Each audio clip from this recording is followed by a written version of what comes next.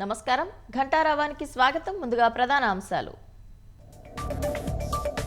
అనకాపల్లి జిల్లాలో కుంగిన రైల్వే వంతెన, పలు రైళ్ల రాకపోకలకు అంతరాయం.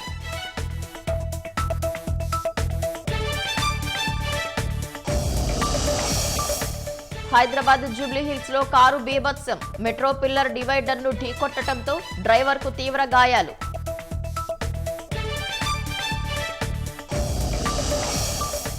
చంద్రబాబు అధ్యక్షతన మంత్రివర్గ సమావేశం, అసెంబ్లీలో ప్రవేశపెట్టబోయే పలు బిల్లులను ఆమోదించే అవకాశం.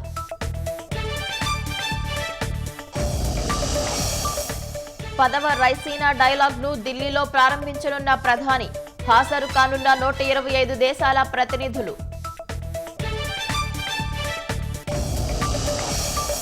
ఈ వారంలోనే ట్రంప్ పుతిన్ భేటీ, ఉక్రెయిన్తో యుద్ధ విరమణ దిశగా చర్చలు.